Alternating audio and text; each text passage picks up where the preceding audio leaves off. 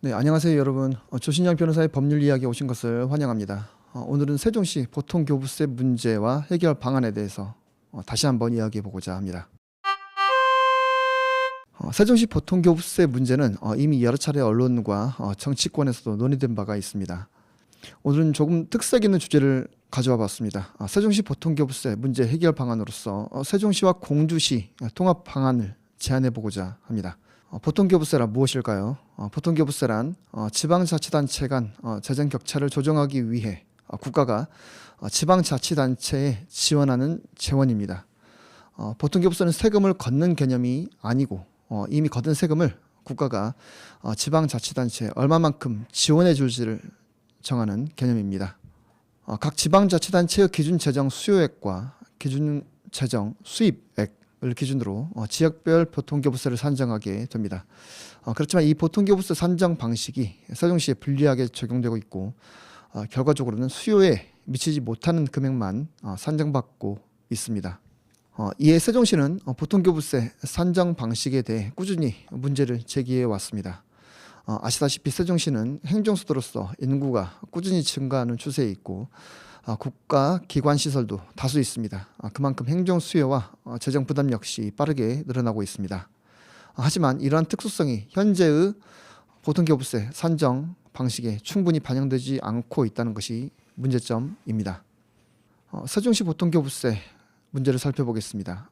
세종시는 다른 지방자치단체와 다른 특색이 있습니다.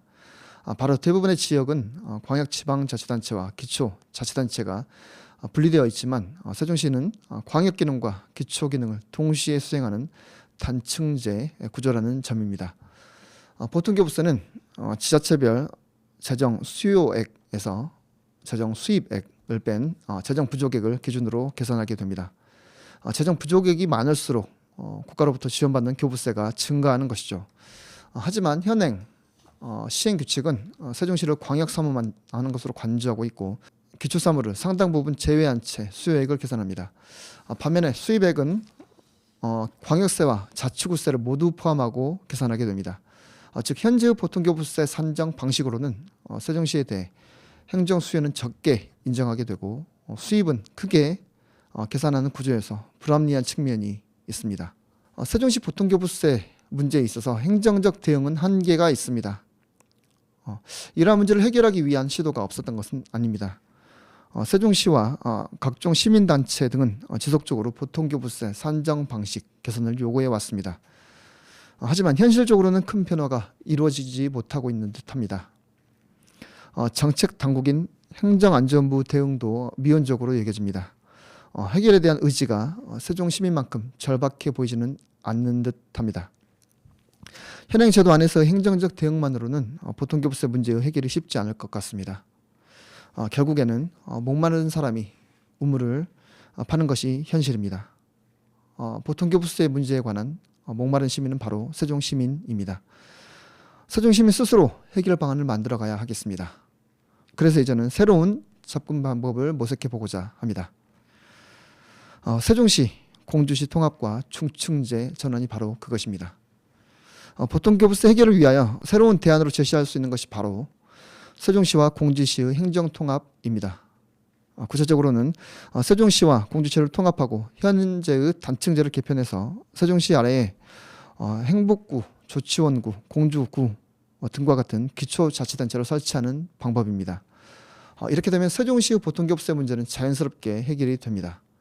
현재까지는 광역단위 중심으로만 교부세가 산정되어 왔다면 중층제로 전환한 뒤에는 세종시에 대한 광역교부세 지급뿐만 아니라 자치구 등에 대한 기초교부세를 모두 지원받을 수 있게 됩니다. 공주시 역시 통합을 통해 재정 안정 효과를 기대할 수 있을 것입니다.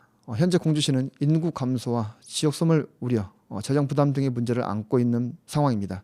이에 세종시의 성장 동력과 연결된다면 보다 안정적인 재정 기반을 구축할 가능성이 공주시에도 생기는 것입니다. 공주시, 세종시의 통합으로 인한 기대 효과를 살펴보겠습니다. 이러한 통합 논의는 단순히 교부세 문제만의 이야기가 아닙니다. 역사, 문화 측면에서도 큰 시너지 효과를 기대할 수 있을 것입니다. 공주시는 백제의 수도였던 역사 문화 도시입니다. 무령왕릉, 공산성과 같은 문화유산급 자원을 보유하고 있습니다. 또한 세종시는 오늘날 대한민국의 명실상부 행정수도입니다. 이러한 측면에서 세종시, 공주시가 결합될 수 있다면 고대 백제의 수도에서 대한민국 현재의 수도까지 연결되는 역사적인 의미가 있습니다. 이는 단순한 행정 통합을 넘어서서 관광, 문화산업 측면에서도 매우 강력한 도시 브랜드가 될 수 있습니다. 교통 측면에서도 빠른 발전을 이룰 수 있습니다. 현재 세종시, 공주시는 이미 생활권이 상당 부분 연결되어 있어서 BRT 확대나 광역교통망 구축 체계 역시 체계적으로 더 효율적으로 추진할 수 있게 될 것입니다. 기업 유치 측면도 마찬가지입니다. 세종시는 행정 접근성이 뛰어나지만 가용 부지가 제한적이고 공주시는 상대적으로 넓은 개발 가능성이 있는 부지를 보유하고 있습니다. 이처럼 세종시와 공주시가 통합을 한다면 두 지역이 얻을 수 있는 각종 이점, 장점들이 풍부합니다. 세종시, 공주시 통합의 교육적 시너지 효과를 살펴보겠습니다. 무엇보다 이러한 통합으로 얻을 수 있는 교육적 이점도 큽니다. 현재 세종시에는 전통 명문고가 부족합니다. 반면 공주시에는 오래된 명문 학교들이 존재합니다. 실제로 세종시 학부모들 중에서도 자녀 교육 문제 때문에 대전이나 서울 등으로 이전하는 것을 고려하는 경우가 적지 않습니다. 세종시는 젊은 도시이지만 교육 인프라의 깊이와 역사 측면에서는 아직 성장 과정에 있는 도시입니다. 세종시와 공주시가 통합이 된다면 가장 큰 변화는 바로 교육 자원의 공동 활용 가능성입니다. 세종의 젊은 학부모 수요와 공주의 전통 교육 인프라가 결합될 수 있을 것입니다. 이로써 세종 학생들이 굳이 대전이나 수도권으로 빠져나가지 않아도 충청권 내에서 우수한 교육을 받을 수 있는 가능성이 마련되는 것입니다. 현대 도시 경쟁력의 핵심은 결국은 교육이고 인재입니다. 기업도 교육 환경과 우수한 인재를 보고서 그 지역에 기업을 유치할 수 있을지를 따져보게 됩니다. 젊은 부모들도 교육 환경 때문에 도시를 선택하는 경우가 많습니다. 좋은 학교가 많아지면 그만큼 인구 유입, 기업 유치, 부동산 안정, 지역 경제 활성화까지 연결될 수 있을 것입니다. 세종 공주 통합은 단순한 행정구역 통합의 문제가 아니라 충청권 최고의 교육도시, 산업도시를 만들 수 있는 기반이 다져지는 기틀이 될 것입니다. 반면에 세종 공주 통합의 현실적 과제도 있습니다.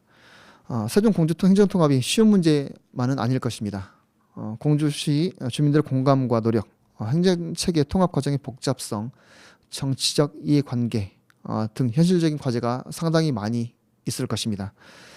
이러한 통합은 법률 개정이나 특별법 제정이 필요하고 지방의회 의견 수렴, 주민 공론화 절차도 필요할 것입니다. 하지만 이러한 각종 난관과 문제점에도 불구하고 공주시와 세종시 통합의 장점은 분명합니다. 세종시는 현재와 같은 재정 구조가 지속된다면 도시 성장 속도를 충분히 뒷받침하기 어려울 수도 있습니다.